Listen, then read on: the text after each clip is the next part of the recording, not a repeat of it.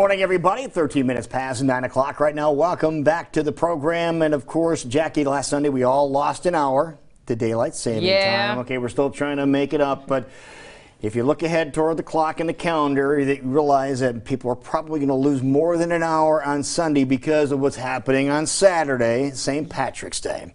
And we're keeping that in mind. We visit with Sheree Clark here from Fork in the Road. And it looks like, Sheree, you are thinking green here in spirit of St. Patrick's Day. I am totally thinking green. And let me remind you of something.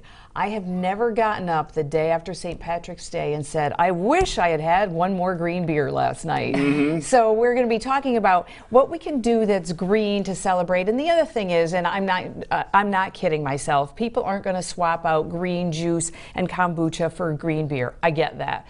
But what I want to say is this time of year, in addition to it being St. Patrick's Day, it's the beginning of spring. So let's start thinking about what we're going to do so that in the summertime we can be eating more healthfully, right? Well, let's think about whenever you're maybe consuming something green on Saturday or leading up to Saturday, it's probably artificially green. But we have many things in our world that are naturally green and very good for us. Exactly. And taste really good too. So let's talk about some of those items we're getting excited for as spring is around the corner. You bet. Well, let's start with the liquids because the green beer's on everybody's brain right now. So I brought you a green juice like I've been known to do. A different green liquid. I do, and you know what? I mix it up for you different times. It depends on what I've got in the fridge, what looks good, what's on sale, and whatever. And that's a great way to do your green drink. So this is what's left in the fridge. This green stuff, huh? Green stuff. Okay. And so it is. I've got collards in there. I've got actually the things that I'm going to suggest that we want to grow. So included in what you're drinking is some collards. Okay. Some collard greens. Collard greens, which is, and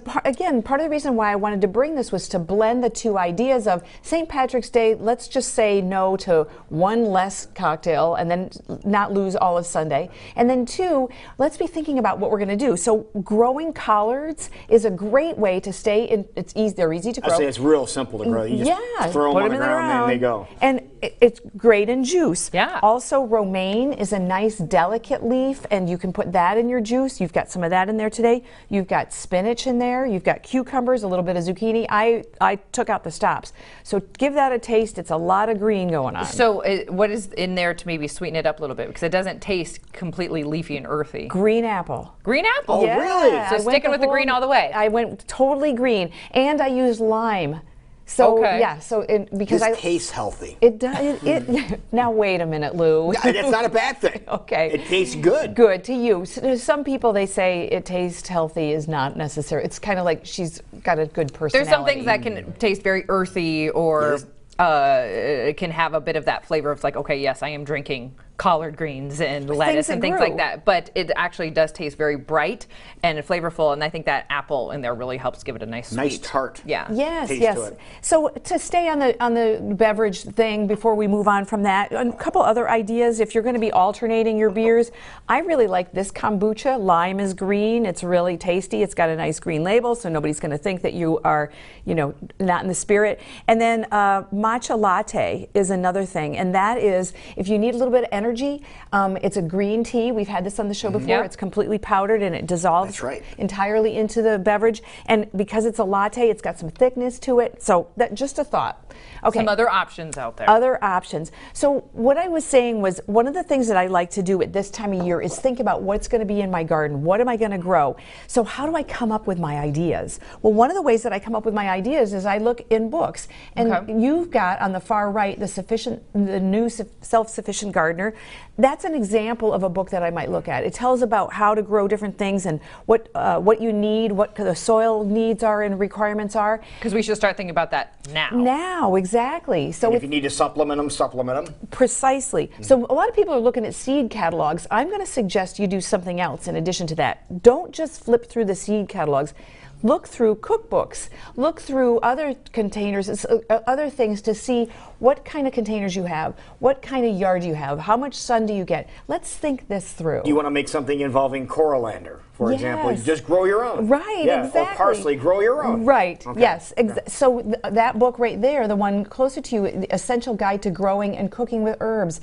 Herbs are so easy to grow. It's one of the ways I like to start kids with gardening because they're small like they are and they're easy to manage. So then what do you do with them? Well, let's just imagine we grew mint.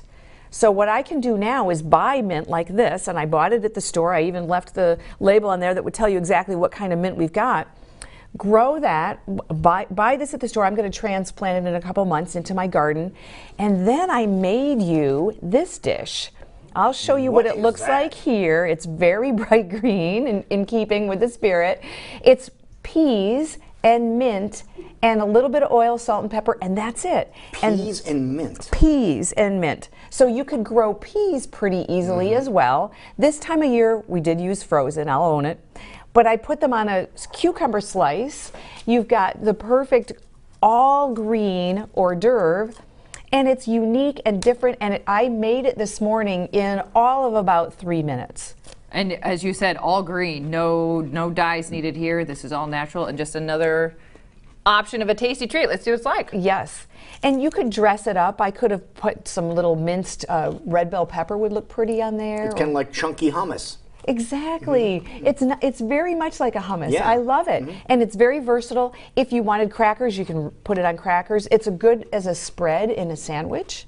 And if you change up the mint or want to substitute it for something else, if you're a cilantro fan, you can do any kinds of swaps and changes, and that's a good thing. Yeah, cilantro would kick that up just a nice notch. Exactly. Very fresh. I like the crunch.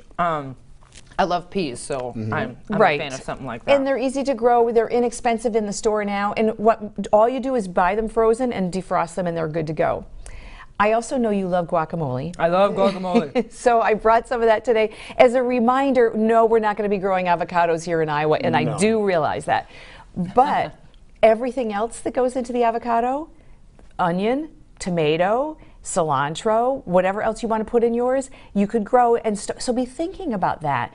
Avocados, the cost of them will be a little bit lower in the summer. You can make your own guac every day. It would be so good. Yeah, and you see some of the sizes of the avocados in the stores now. They're gigantic. They're gigantic now. And I saw one yesterday. I was like, my God, it looks like a football. Exactly. I was going to say bowling ball. You're right. Exactly. But you're huge. But also as a healthy option, if you're hosting a party this weekend or wanting more of a green theme, this is a very healthy and wonderful and different tools to utilize it. You think of things like carrots or other things like that besides just the chips. There's ways of keeping it healthy as well. Exactly. Yeah, this is really good. This almost, another comparison to your peas, it almost tastes like a soup. Yeah. You know, it's really good. It's delicious. You could eat that by the big old tablespoonful. And so speaking, you mentioned chips. You've got kale chips there too. Don't forget, kale is another thing that's green, yeah. Yes, grow that in your garden.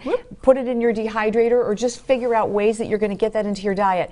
If you grow it, if it's in your yard, you're likely to just run out there and go, well, let's just try that. What do we got to lose? Chop it up, put it in a salad. If you don't like it, take it out. There you go. And you have the dehydrated ones here. If you don't have a dehydrator, never fear. Do you have an oven? Well, chances are, if you haven't looked carefully, you might have a dehydrator setting on your oven, but these things here, it doesn't really take that long to do this. It takes very little time, exactly. And all you've got to do is try it. If you don't like how it turns out, do something else. Kale is really good to me in soups. I just use it in that. Oh, I haven't thought of that. You put it in at the end, and it really gives some body. Same with spinach. I like to do that at the very end. Just adds a little bit of greenery. I put it in smoothies too.